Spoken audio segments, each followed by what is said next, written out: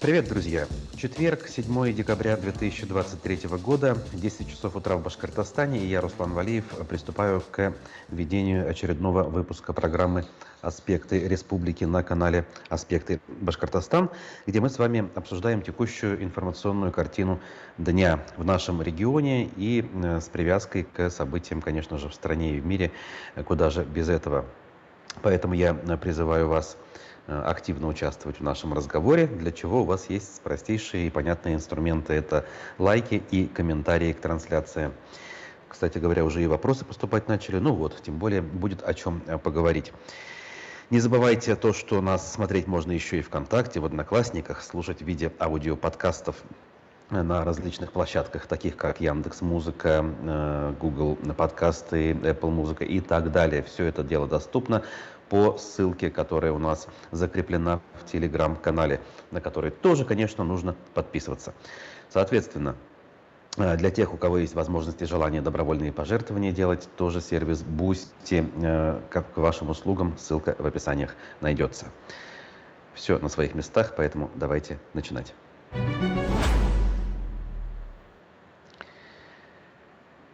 Начну сразу с комментария, который прислал, судя по всему, наш новый то ли подписчик, то ли просто зритель.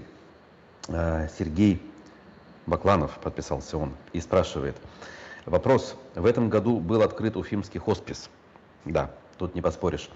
Как думаете, почему на открытие не пригласили единственного инициатора создания хосписа, священника?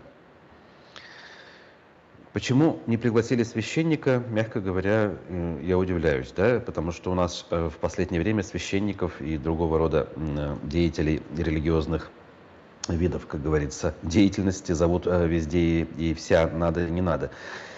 Что и касается того, кто был инициатором создания, даже если отдельно взятый священник, может быть, даже митрополит Никон имеется в виду, я не знаю, кто имеется в виду, и был одним из инициаторов на разных этапах попыток строительства хосписа.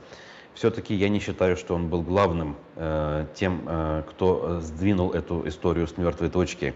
Когда Хабиров приехал в Башкирию и стал стремиться набирать, скажем так, политические очки, узнаваемость, в том числе в либеральных кругах. Тут надо это все-таки признать. Возможно, с подачи своего главного пиарщика на тот момент Ростислава Мурзаголова, но так или иначе это было. Так вот, он прислушался к мнению, на мой взгляд, той же Рауфы Рахимовой и руководителей нескольких благотворительных фондов, которые этим занимались. Но священник тут, на мой взгляд, если и при чем, то ключевую роль ни в коем случае не сыграл. Хотя, может быть, у вас есть другое мнение на этот счет, пишите, поэтому призываю всякий раз в комментариях это дело обсуждать. Ну а все-таки к новостям, если переходить, то у нас есть о чем сегодня с вами поговорить. Аспекты вчера публикуют новость о том, что в декабре, вот буквально за эти минувшие несколько дней, в Уфе обнаружили 18 призывников, получивших гражданство России в 2023 году. Ну, то есть это в некотором смысле успех военкомата. Их поставили на воинский учет. Один из них, гражданин, призван в ряды вооруженных сил уже даже. Сообщили об этом, обо всем не где-нибудь, а в Следственном комитете по Уфимскому гарнизону, в Следственном отделе Следственного комитета по Уфимскому гарнизону. Давно хочу призвать, и даже призываю, хотя, конечно же, бесполезно, кто же услышит, упрощать немножко название всех этих структур, которые иной раз не уместишь даже в несколько строк при попытке написания какой-либо новости. Тут напоминают мне, что Мурзагулова надо обозвать иноагентом, раз уж я его упомянул. Да, действительно, иностранный агент. Это то, что касается сейчас не только представителей независимых СМИ или каких-либо общественных организаций, но даже вчерашних представителей власти в некоторых регионах, например, в Башкортостане. В общем, таким образом у нас военкомат действует, всеми правдами и неправдами пытается пополнить ряды вооруженных сил, и иногда ему даже это в некотором роде удается. Тем временем, несмотря на так называемые успехи в вербовке военнослужащих, Медики из Башкирии пожаловались Радию Хабирову и Владимиру Путину на условия работы. Вот эта история, как говорится, стара и настолько же вечна, как мир. Сколько угодно можно говорить одно и то же, но, как говорится, ситуация особо не меняется. Фельдшеры скорой помощи, на сей раз из села Аскарова в Белорецком районе Башкирии, жалуются на размеры зарплат. По данным профсоюза медиков «Действие», это, я напомню, независимый профсоюз, который себя активно проявил в период коронавируса, например, в отличие от полуофициального профсоюза, околовластного, так скажем. Так вот, во время коллективных переговоров сотрудники узнали, что за вредность и работу в ночные смены они получают куда меньше, чем коллеги из других отделений скорой помощи при Белорецкой клинической больнице. Тоже многострадальная больница, о которой мы часто тоже в своих программах еще во времена «Эхо» говорили. Чтобы решить проблему, 6 декабря медики записали видеообращение. Мы узнали, что руководство больницы планирует установить нам доплаты за вредность в размере 10% и так далее, и так далее. В общем, тут можно много все это перечислять, проценты называть, сколько кому не нравится. Но, на мой взгляд, с одной стороны, люди прибегают к тому, что они считают действенным, ну, чуть ли не единственный способ на сегодняшний день они видят, как решить свои собственные проблемы, это обратиться к президенту. С другой стороны, конечно же, никакой президент этого не услышит. Вся надежда на то, что услышит кто-то на уровне региона и, испугавшись, не то, что президент накажет, а того, что произойдет информационная огласка, будет фонить, как у них принято говорить, и тогда кто-то пойдет на решение проблемы. Но с учетом того, что здесь нужно деньги вкладывать, и не единожды, а, скажем так, на протяжении некоторого времени, велика вероятность и высок шанс того, что ничего на самом деле не случится. А на месте жалобщиков я бы все-таки задумывался более серьезно о проблемах, которые их окружают, и начал бы думать о том, где корень зла. И, соответственно, дальше причинно-следственная связь, выборы, политический режим и так далее, и так далее. Ну ладно, в данном случае подсказывать, как говорится, не буду. Хотя, почему я уже подсказал? Так, аспекты, пару публикаций возьмем. Вчера Уфа встала на уши. В общем-то, по такой, знаете, прозаической причине, хотя, с другой стороны, довольно-таки показательной причине. Произошла крупная утечка на напорном канализационном коллекторе рядом с проспектом Салавата Юлаева. Это вот официально так называется. По-простому, нечистоты и фекалии в огромном количестве в морозную погоду, ну, на тот момент еще не сильно морозную, вытекли, получается, на проезжую часть, на парковку, и пострадало большое количество частных автомобилей, некоторые буквально плавали, и, соответственно, ну, будет еще, наверное, долгая история в плане того, что люди будут требовать компенсации, какие-то суды будут происходить, об этом сейчас скажем. Тут надо что сказать? Официальную версию давайте зачитаем. Полный объем стоков перекачивается по резервному коллектору. Ограничения в предоставлении услуг населению по водоотведению отсутствуют, рассказали в мэрии быстренько после того, как это все случилось. На данный момент прорабатывается план мероприятий для проведения аварийно-восстановительных работ на участке. Их завершить планировали, получается, к 24:00 7 декабря. Ну, то есть к концу сегодняшнего дня, получается, так ведь? Объем вод был настолько большим, что затопило машины, мы это сказали. Прокуратура начала свою проверку и пообещала установить причины всего этого. Ну, а что касается причин, пруфы свой материал предложили вашему вниманию. И тут сразу заголовок, в общем-то, красноречиво сам за себя говорит. Трубы со времен СССР. Кто и как будет отвечать за потопленные машины уфимцев? Издание тут привело целый ряд фотографий, и взяли они комментарий юриста, адвоката Романа Петрова, нам с вами тоже, в принципе, неплохо знакомого. И он ответил, что те, у кого есть страхование КАСКО, должны обратиться в свою страховую компанию. Им КАСКО выплачивает. Потом требования будут предъявляться причинителю вреда. Но таких, я думаю, очень мало, то есть тех, у кого есть страхование КАСКО.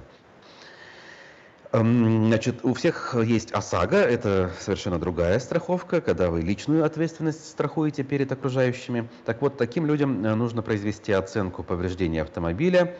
Я видел, что у кого-то машины плавали, сказал Петров. Мне кажется, что такие машины не будут подлежать восстановлению. Либо надо делать независимую экспертизу. Если машина подлежит ремонту, в официальном автосервисе нужно будет получить смету на работы и непосредственно предъявить УФА-водоканалу. Если они отказываются или уклоняются в течение 10 дней, то можно идти в суд. В Уфа-водоканале было довольно любопытно. Значит, журналисты Пруфов обратились к директору водоканала Александру Иванову. А также он еще и депутат Госсобрания Курултая, важный момент. То есть не просто директор предприятия, но и публичное лицо, которое должно общаться с гражданами. Задали, значит, ему два вопроса. Почему он не выехал на место происшествия и будет ли возмещена компенсация пострадавшим? Вместо ответа он молчал и вздыхал на протяжении 20 секунд, а потом бросил трубку, пишет издание. В итоге пресс-секретарь предприятия связался с журналистами и сообщил, что Иванов, дескать, находится на совещании в Москве, поэтому не смог дать оперативного комментария. Вот интересно, на каких таких совещаниях руководитель муниципального городского предприятия находится в Москве? Он может в Москве находиться, безусловно, на каком-нибудь обучении, на конференции, например, да? Но почему на совещании? Максимальный уровень совещания, в котором может принимать участие, на мой взгляд, муниципальный служащий, скажем так, какого-то населенного пункта или района республики, так это уровень республики. На совещаниях в Москве должны принимать участие руководители предприятий федерального уровня или чиновники максимально республиканского уровня. Короче говоря, история в этом, мне кажется, заключается, что все было не так, как бы передают журналисты. На момент звонка не как передают не журналисты, а сотрудники Уфа-водоканала. Мягко говоря, человек, скорее всего, просто не знал, что ответить, а потом нужно было ситуацию выправлять, и пресс-служба придумала, или он сам придумал и передал пресс-службе вот эту вот легенду. В общем, показательный момент. Действительно, трубы во многих местах старые, несмотря на попытки что-то починить, это обычно быстро не получается, а тут еще и погода резко изменилась. Но, кстати говоря, некоторые чиновники уже стали оправдываться именно изменением погоды. Но ведь погода изменилась только в ночь на сегодня и вот к утру. А вчера на момент этой самой аварии, на момент прорыва, температура была не столь низкой, там около минус 10 или минус 12 градусов. То есть, опять же, попытки найти причину произошедшего где угодно, только не в своей безалаберности и халатности. Так. На эту тему, я думаю, нам еще предстоит много говорить. Так, вот, кстати, тут комментарий приходит, что он не муниципальный служащий, водоканал ГУП. Ну, ГУП, какая разница? Уфа, водоканал. Это предприятие уфимское. Оно как бы напрямую подчиняется уфимской мэрии и, соответственно, максимум республиканскому руководству, но никак не выше. Так. Значит, что у нас еще на эту тему? Ну, на эту тему достаточно. Давайте еще посмотрим, что у нас про город. Вчера кое-какая информация была. Здание кинотеатра «Искра» по проспекту Октября предложили исключить из числа памятников. Довольно предсказуемый момент, я бы вам сказал. Значит, что тут у нас на эту тему сказано? Государственная историко-культурная экспертиза выдала положительное заключение на документацию, обосновывающую исключение памятника кинотеатра «Искра» из реестра объектов культурного наследия. Экспертизу, оказывается, провели эксперты некой Санкт-Петербургской научно-реставрационной и проектной мастерской по заказу одного из владельцев здания, компании «Flame». Акт по результатам госэкспертизы размещен для обсуждения. Значит, в мае 2023 года в здании кинотеатра произошел пожар. Я думаю, уфимцы хорошо знают. Кинотеатр перестал эксплуатироваться полностью. Впрочем, он и до этого уже не эксплуатировался, по-моему, с 2019 года, если я правильно помню. Вот здесь в публикации, к сожалению, об этом ничего не сказано. Что тут скажешь? Жалко. Вообще, конечно, знаковое место для многих уфимцев, особенно тех, кто вот относится, скажем так, к моему поколению. Это был первый, пожалуй, кинотеатр после периода их, ну, скажем, безвременье, что ли. В 99 году он был открыт после первой, ну, не скажу реконструкции, первого масштабного ремонта. Там было новое оборудование, новое качество, скажем, кино было показано уфимцам именно там впервые. Только потом стали появляться новые кинотеатры, еще и сетевые и так далее, и так далее. В общем, жалко, наверное, будет, если его снесут и там выстроят высотные жилые дома, что, скорее всего, вполне логично, учитывая то, что происходит напротив, через дорогу. Мы знаем, что высотки на месте А-кафе у здания Госцирка вовсю выстраиваются. Поэтому не удивимся, если и здесь таким образом поступят. Ну, сохранят максимум сквер с мальчиком с кураем, я имею в виду скульптурную композицию, а все, что сзади, легко и просто можно застроить 35-этажками. Таким образом, друзья, хорошего у нас немного, совершенно немного. Ну, может быть, обнадежим сейчас, если послушаем, обнадежим некоторых хотя бы наших зрителей. Я думаю, что такие среди нас есть. Это вкладчики краундфандинговой платформы «Золотой запас». Экс-председатель Совета по правам человека при главе Башкирии. Вчера был гостем программы «Аспекты мнений». Говорили с ним о разном, Разиф Абдуллин. Но в том числе обсудили, конечно, ключевой вопрос, решение которого от него до сих пор ждут. В принципе, не только вкладчики «Золотого запаса», но и рядовые наблюдатели, поскольку им интересно, может ли Владимир Барабаш до конца довести историю, которую он начал в бытность председателем СПЧ. Надо сказать, что-то вроде движется. Ну, давайте сами послушаем фрагмент, а через буквально несколько минут я к вам вернусь, и у нас есть еще о чем поговорить. Главная тема разговора, я предлагаю сделать ситуацию вокруг запаса. В марте 2019 года, после того, как у Роскомснаббанка была отозвана лицензия, выяснилось, что на его счетах заморожены и хранятся деньги взаимодавцев, которые подписали договора в системе золотого запаса. Деньги порядка 1 700 000 000 остались тогда невыплаченными им. И многие из взаимодавцев потом стали утверждать, что их ввели в заблуждение, потому что они договоры на займ составляли в офисах банка, и они думали, что они просто перезаключают банковский договор на хранение вклада, и их деньги надежно защищены. Многие не понимали, что на самом деле они не вкладчики, а взаимодавцы, и на их деньги такая страховая гарантия не распространяется. Ничего не ошибся нигде. Чуть-чуть по цифрам. На момент отзыва лицензии у Роскомснаббанка в структуру золотого запаса входило почти 40 юрлиц, ну, то есть те, кто через эту площадку привлекал займы. А только у 8 из них были счета в Роскомснаббанке, ну, собственно говоря, у них проблемы-то и возникли. То есть из-за того, что деньги, на которые эти фирмы работали, оказались заморожены в рамках отзыва лицензии.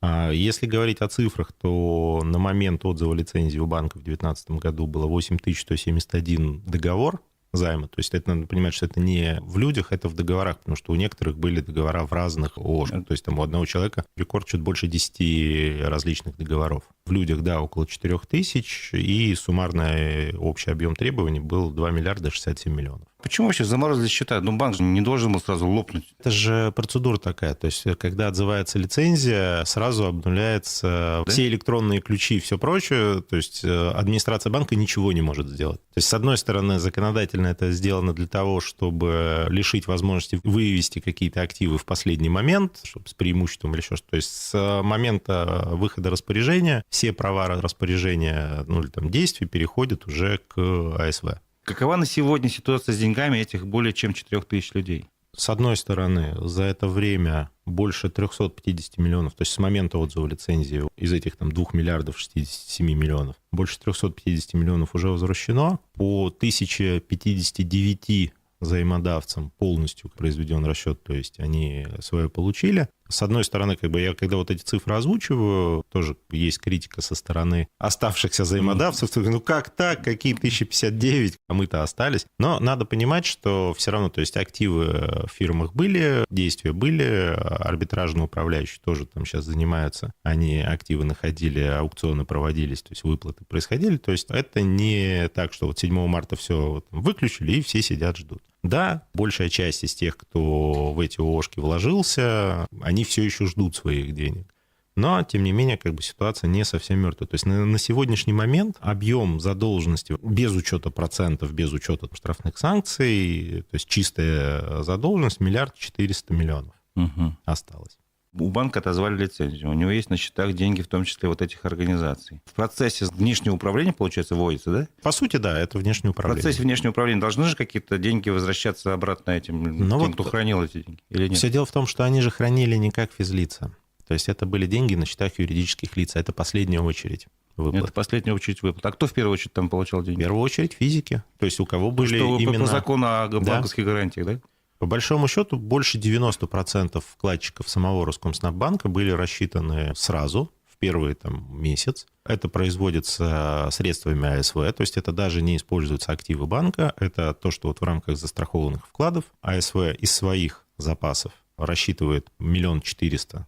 Там была страховая сумма, а все, кто в эти 1 400 000 вписывался, это большинство вкладчиков. То есть им было выплачено, и они, собственно говоря, забыли об этой ситуации как о страшном сне сразу. Остались юридические лица, потому что на них система защиты вкладов не распространяется, и остались так называемые превышенцы. То есть у кого было больше 1 400 000, они попадают в конкурсную массу. Соответственно, дальше вот АСВ сначала всем раздает деньги, после этого заходит, делает аудит, находит активы и уже формирует вот эту массу денежную, из которой производит расчеты. Там тоже есть своя очередность, то есть физлица в первую очередь получают, юрлица в последнюю.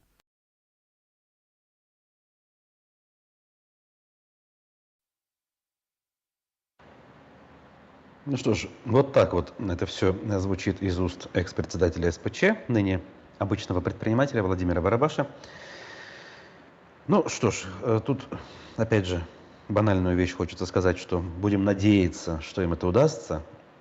Тут я не сказать, чтобы очень сильно сочувствую тем, кто вкладывал свои деньги.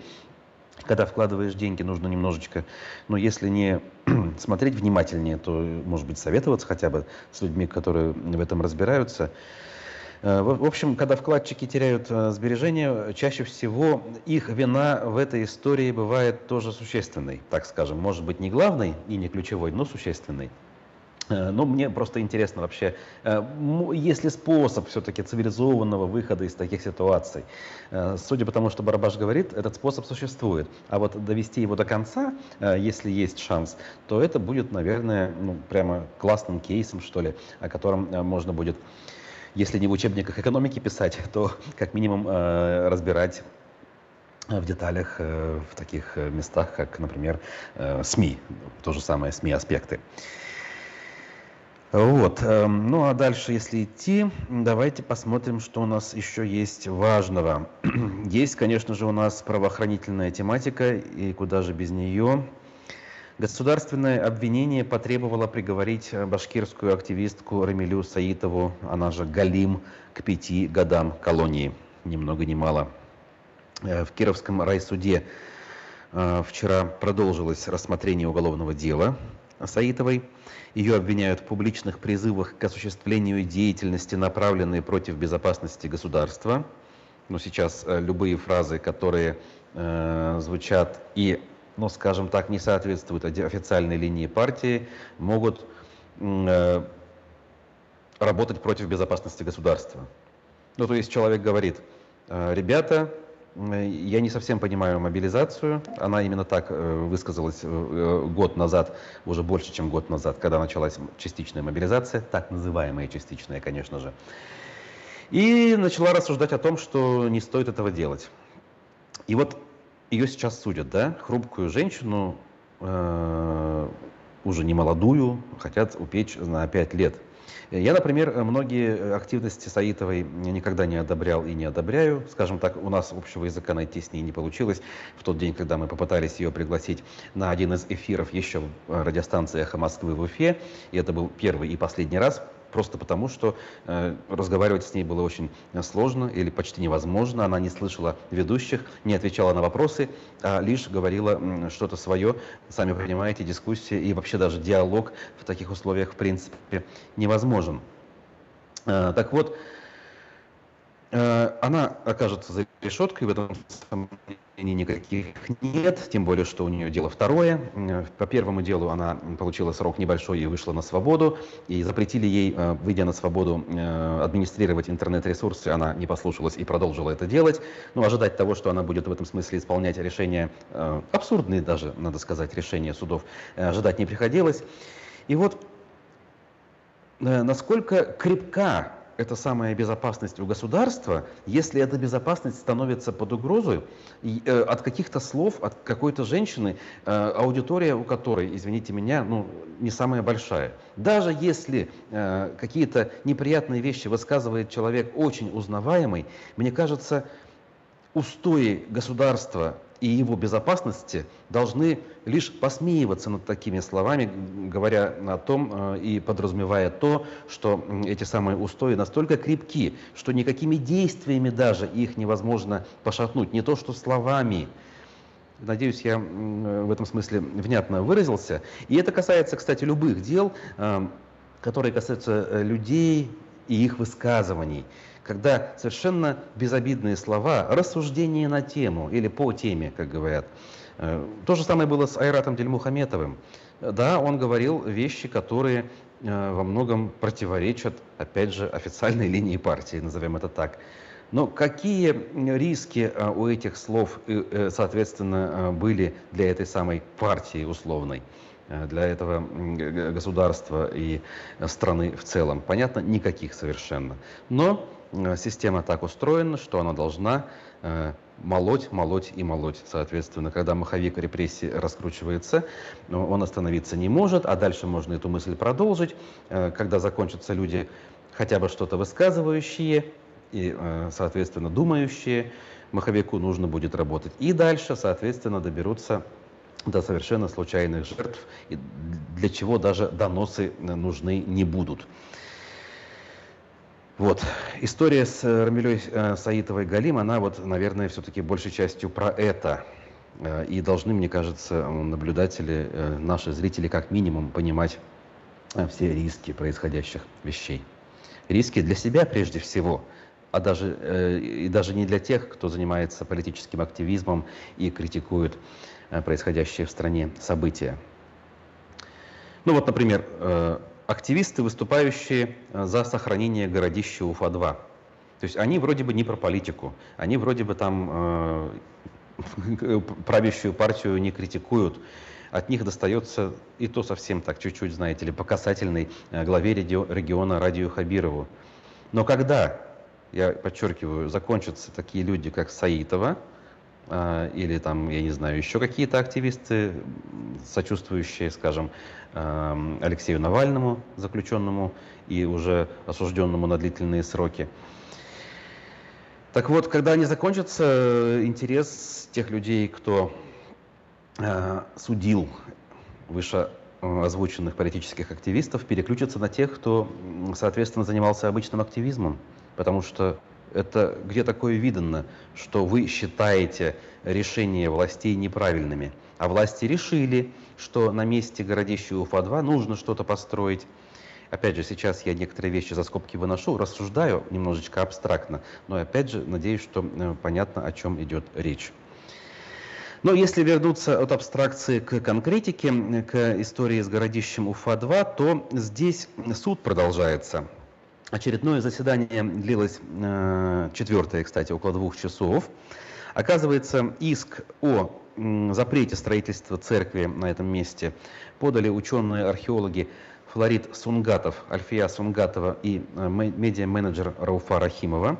Иск подан к администрации Уфы и Уфимской епархии РПЦ. И целью иска является признание незаконным выдачи разрешения на строительство этого самого храма всех святых.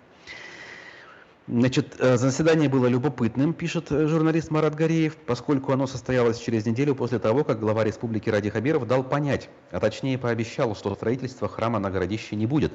По крайней мере, все именно так расценили спич Хабирова. Вот интересно на самом деле. Он, конечно, дал понять, что его беспокоит беспокойство, извините за тавтологию, общественности, но однозначного ответа он не дал. Вот что он сказал. Я ведь вас, Шамиля Валеева, как раз и просил разобраться в этом. У нас, у руководителей республики, нет задачи доставлять беспокойство людям и совершать то, что их сильно волнует. Опять же, чтобы не фанило, да, видимо. Когда волна пошла относительно того, чтобы не строить там православный храм, я до сих пор не очень понимаю, хотят или не хотят. Как я понял, довольно большое количество людей не хочет. Мы с Андреем Геннадьевичем Назаровым долго обсуждали этот вопрос. Кстати, его предложение было, что мы все-таки там депозитарий будем строить. Там единственное культурного слоя, где предполагалось строить храм, нет. Там нет от слова ничего. Но тем не менее волна идет. В общем, не совсем ясно. Что по суду? Судя по всему, уфимская мэрия, несмотря на все слова Хабирова, она продолжает настаивать на том, что разрешение на строительство выдано верно. Это если коротко, если в сухом остатке. Вопрос, как это работает? Почему, условно говоря, шея не слышит, что говорит голова? Хотя, опять же, удивляться, наверное, не приходится, но мы же с вами каждый раз качаем головой, узнавая что-то подобное. Так. Из приятного, что ли. Издание «Медиазона», признанное иностранным агентом в России, стало сотрудничать с Максимом Курниковым, журналистом, медиа-менеджером, когда-то работавшим шеф-редактором «Эхо Москвы» в Уфе, а ныне руководящим проектом «Эхо», который аккумулирует, скажем так, часть журналистского сообщества бывшей радиостанции «Эхо Москвы». Рубрика называется «Надо понимать».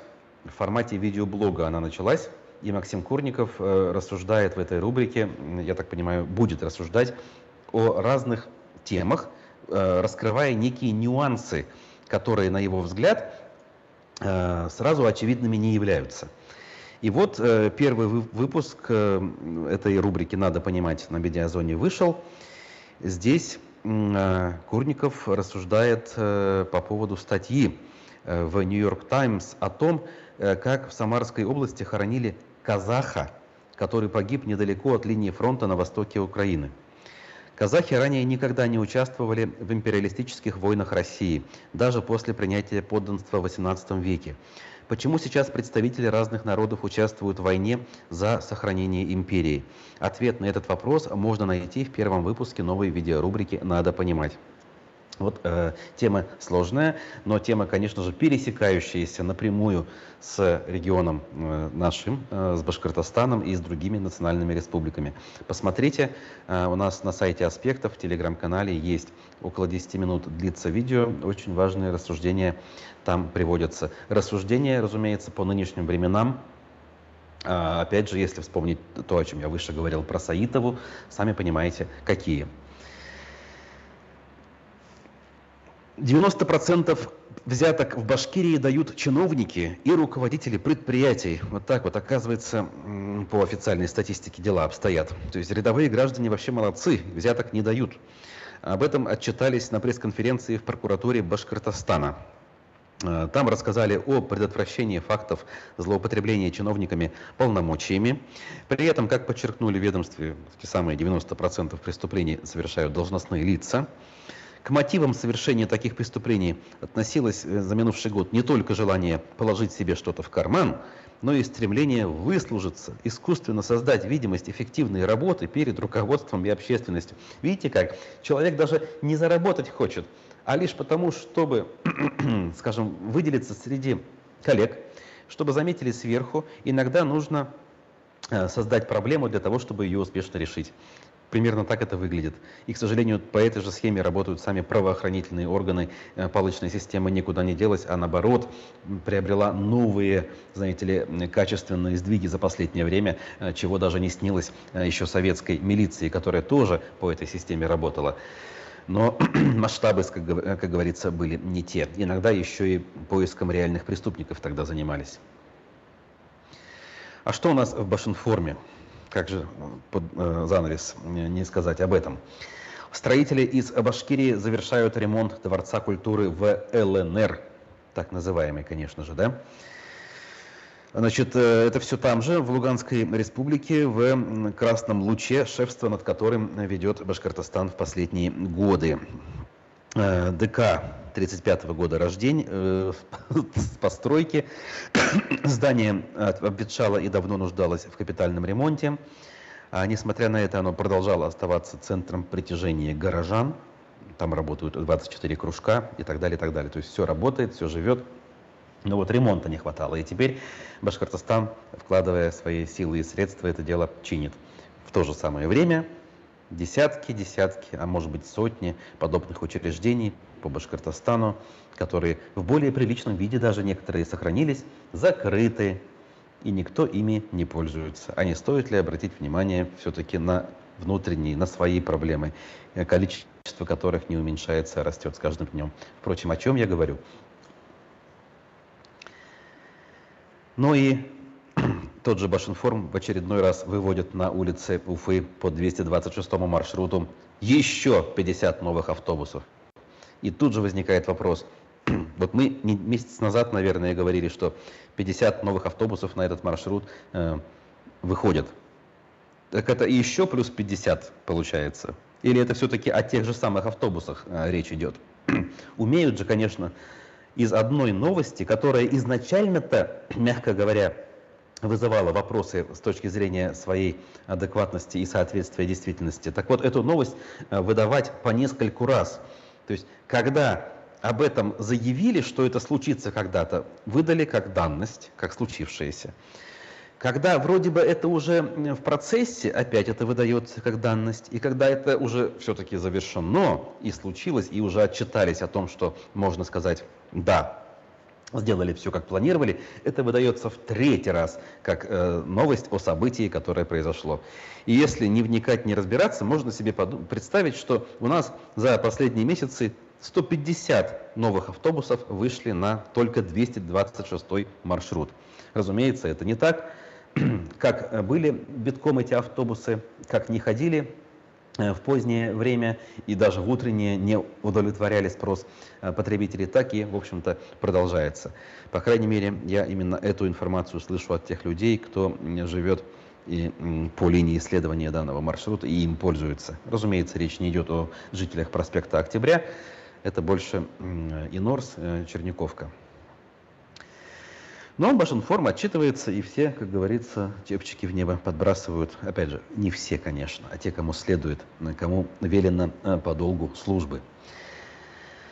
Друзья, у нас впереди еще одна программа, совсем скоро, через буквально 20 с небольшим минут, аспекты мнений с депутатом Благовещенского горсовета Сергеем Жуковым. Я знаю, некоторые следят за его деятельностью, некоторым его деятельность вполне себе импонирует, поэтому посмотрите, послушайте, ну, скажем так, таких, кто на местах пытается что-то делать, у нас немного.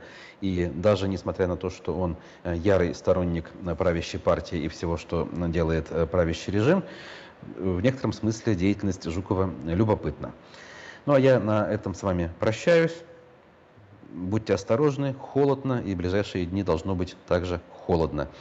Впрочем, как говорится, жителям Урала к этому не привыкать. Спасибо. Поставьте лайки, напишите комментарии. Ну а мы с вами увидимся в обозримом будущем, я надеюсь, очень скоро. Пока.